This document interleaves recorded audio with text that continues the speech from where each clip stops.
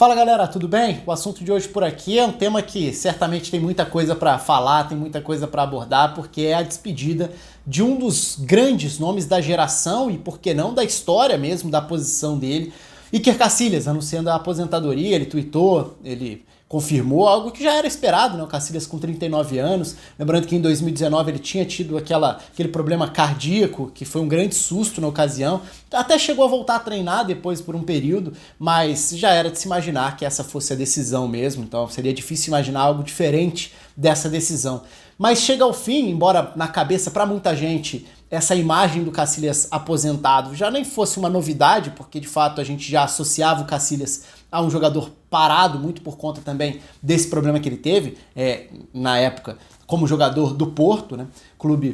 Último clube da carreira dele, agora é possível, é provável mesmo que ele volte a trabalhar de outras formas no Real Madrid, vamos ver como vai ser esse retorno para casa dele também, mas é um grande personagem, né? Porque o Casillas marcou de uma forma muito importante, e aí eu entro até num lado mais fã mesmo para falar, porque o Casillas talvez seja, para mim, eu vou deixar o espaço aberto para vocês aqui nos comentários, mas o Casillas talvez seja meu goleiro preferido, assim, e aí eu faço questão de falar sobre preferência, porque aí, óbvio, vai esbarrar em várias questões extremamente subjetivas, a questão de gosto pelo clube, de gosto pelo jogador, de estilo do jogador, independentemente da função e tudo mais, e aí muitas vezes tem a ver com certas memórias, nem sempre vai ser só a avaliação como um todo, por isso que eu tô falando como preferido, porque não necessariamente o melhor, certamente entre os melhores que eu vi, certamente entre os maiores do futebol espanhol em todos os tempos, entre os maiores do Real Madrid, aliás,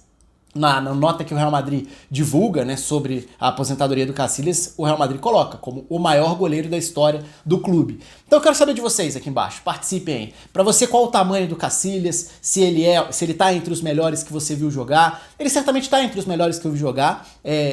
Claro que aí tem diferentes argumentos, talvez o maior goleiro pra mim seja o Buffon, pela longevidade, pela carreira em alto nível, pelo próprio estilo dele como um goleiro fantástico, mas dentro dessa geração, né, são vários os goleiros que marcaram, e para mim o Casillas é um goleiro que durante boa parte desse período esteve entre os melhores ou como o melhor.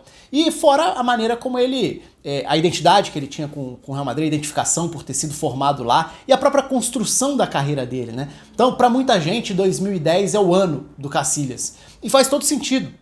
Ele foi o capitão do título inédito, do título mundial da Espanha. Ele fez parte como o goleiro titular e fundamental, inclusive, da Espanha. Se a gente for olhar para o que foi o mata-mata daquela Copa do Mundo em 2010. Aliás, eu fiz vídeos aqui no canal nesse período aí de quarentena. Eu parei para rever os jogos de oitavas, quartas, semis, a final também de 2010. Tem a final de 2008, vou deixar alguns dos links aqui em cima, então tem algumas análises de jogos históricos. E o Casillas faz parte disso, como um membro fundamental, como um dos líderes daquele grupo, né? Que era até algo curioso, porque na época, em 2010, muito se falava sobre como a base era do Barcelona e o estilo de jogo tinha muito da característica do Barcelona, isso tudo é fato, mas uma das grandes lideranças ali, o capitão do time, acabava sendo o rival, ou o cara que representava o Real Madrid. E a gente vai entrar nesse aspecto da rivalidade, porque eu acho que ele é fundamental para a gente entender certos momentos dentro da carreira do Casillas também.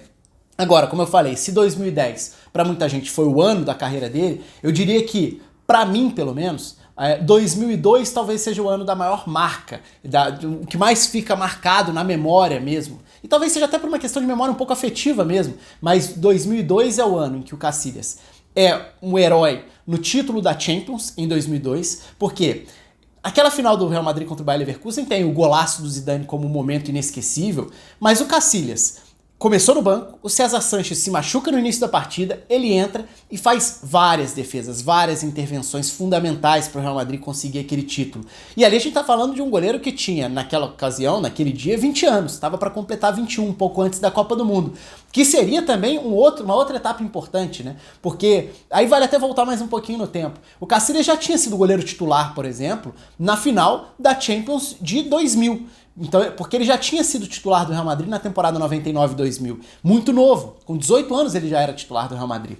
Só que depois ele chega a perder a posição por um período para o César Sanches. E aí é justamente na final, em 2002, que ele entra ali na fogueira, num cenário complicado, né? Numa final de Champions, tendo que entrar de última hora, garoto acaba se destacando muito. E aí no mês seguinte, na Copa do Mundo em 2002, o Canizares seria o goleiro da Espanha, só que ele acaba sendo cortado, né, por um desses acidentes completamente malucos aí da história do futebol, e o Cacilhas ganha a oportunidade, tinha acabado de fazer 21 anos, ganha a oportunidade de ser o goleiro da Copa do Mundo. E brilha também, ele brilha muito, por exemplo, nas oitavas contra a Irlanda, é um jogo muito marcante pro Cacilhas também. Então ali o Cacilhas conseguiu, num espaço de um mês e meio, mudar completamente, ou mudar radicalmente, subir muito rapidamente em termos de status, como uma estrela do Mundial mesmo. Um goleiro muito jovem que já tinha sido 2 vezes campeão, jogando final de Champions, com 21 anos, já sendo titular da Espanha na Copa do Mundo e como um dos destaques.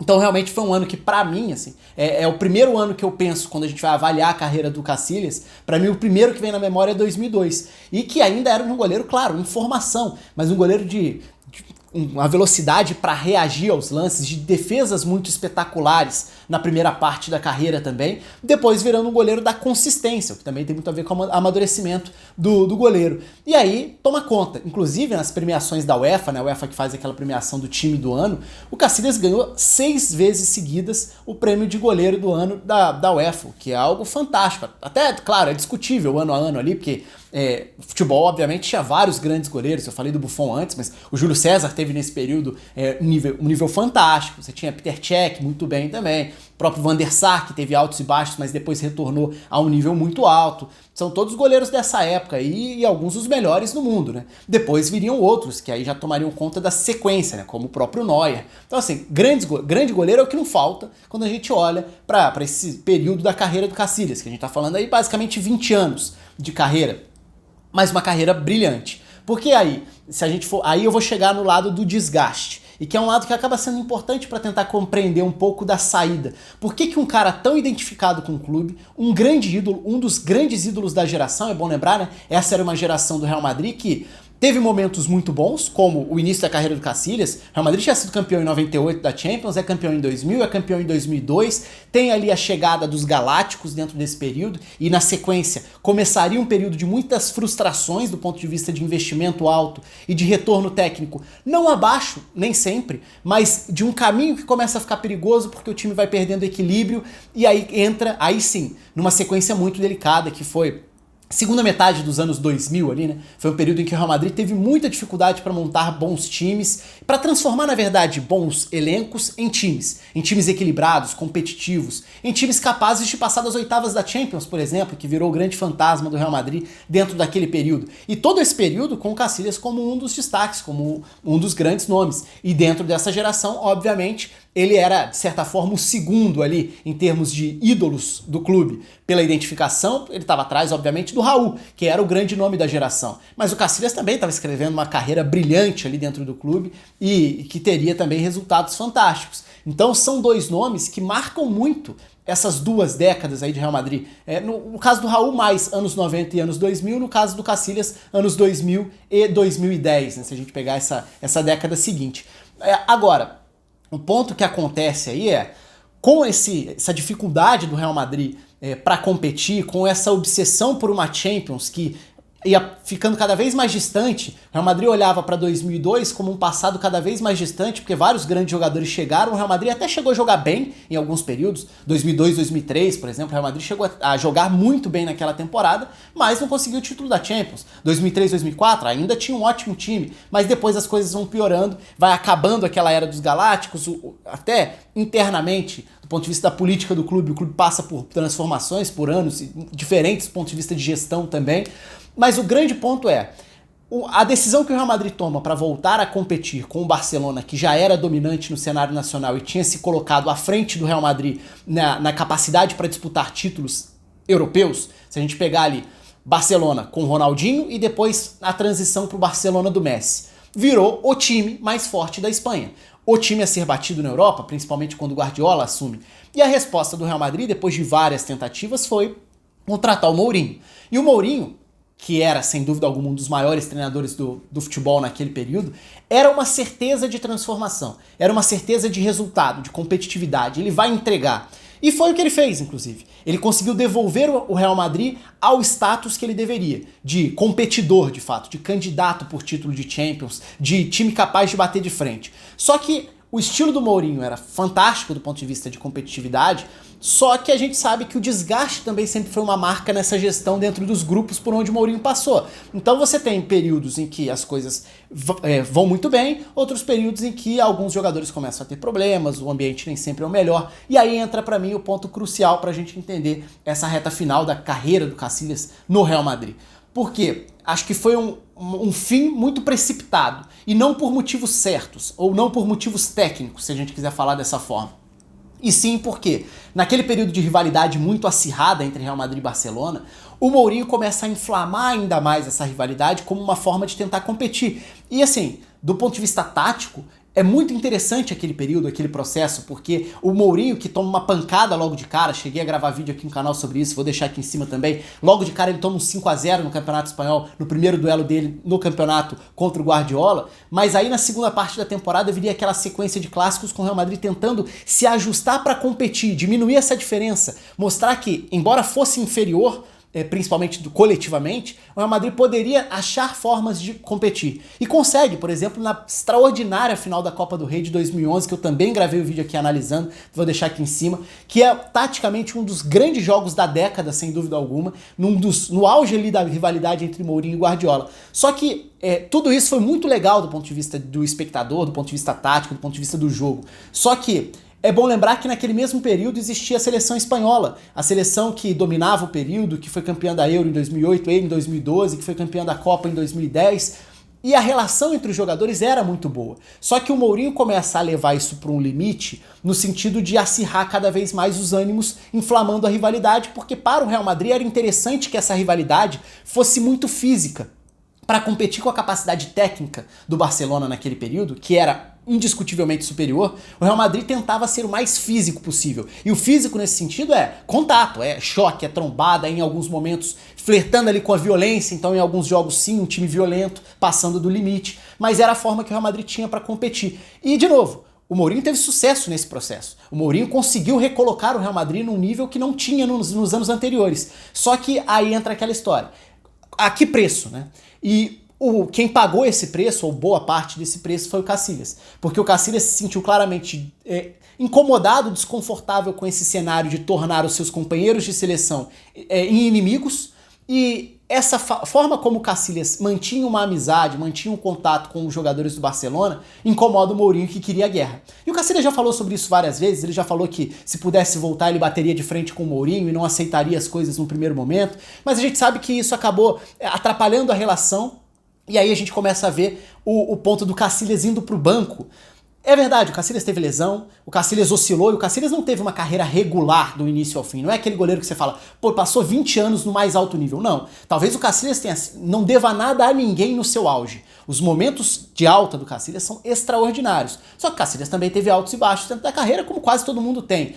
E aí, nesse período, o Mourinho faz algumas opções que claramente iam além do aspecto técnico. Como, por exemplo, quando ele resolve barrar o Casillas e escalar o Adán como titular. O que não fazia o menor sentido do ponto de vista técnico, mas tinha um recado ali. E depois com o Diego Lopes, que aí sim tecnicamente atinge um nível muito bom e corresponde muito quando vira titular, ali já ficou claro que talvez fosse um caminho um pouco sem volta pro Casillas, que continua no clube mesmo depois da saída do Mourinho, é importante lembrar isso. Mas ele já não recupera o nível, o prestígio, o status e nem o ambiente positivo. Isso o Casillas também já falou outras vezes, sobre como ele acha que, a partir daquele momento, a relação dele ali com o dia a dia já estava comprometida. Então dá pra dizer que a carreira do Casillas no Real Madrid, ela é fantástica pela identificação, por tudo que foi desde o início, pelo garoto que apareceu como um fenômeno em dias grandes, em noites importantes de Champions, em palcos fundamentais sendo protagonista, mas talvez tenha sido uma carreira, embora longa no clube, mas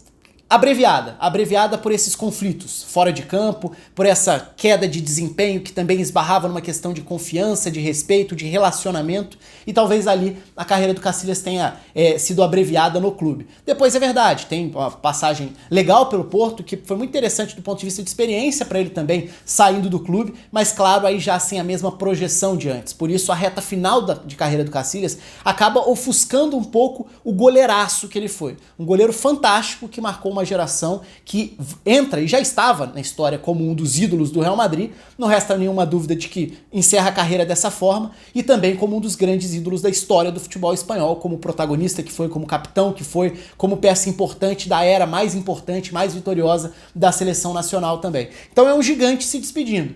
E vamos ver de que forma o Real Madrid vai lidar com isso agora, porque o Real Madrid se notabilizou aí nos últimos tempos por não lidar bem com despedidas de grandes ídolos. Eu falei do Raul mais cedo no vídeo. O Raul foi um que merecia muito mais do que recebeu quando resolve se despedir do Real Madrid para ir jogar, por exemplo, no Schalke 04. No caso do Casillas também, foi uma saída com um clima muito estranho para quem representa tanto. Vamos ver como vai ser essa provável volta dele para trabalhar em outras funções dentro do clube. Mas o fato é que é um goleiraço, foi um cara que marcou época, e como eu disse antes, a gente pode debater qual é o tamanho dele na história, na geração, e eu quero saber de vocês aqui nos comentários o que vocês acham. Aí tem um outro lado que vai muito mais da preferência de cada um. E em preferência, ele provavelmente é o primeiro na minha lista. Tem alguns outros aí, eu falei aqui, mas, por exemplo, Tafarel me marcou muito pela questão de seleção nos anos 90, mas do ponto de vista de clube, acho que o Casillas é o líder da minha listinha de preferência, não necessariamente da avaliação de melhores ou maiores, porque aí a discussão é longa e acaba sendo muito de cada um. Por isso que eu quero saber de vocês. Comenta aqui embaixo. Um abraço para todo mundo, se inscreva aí e até a próxima.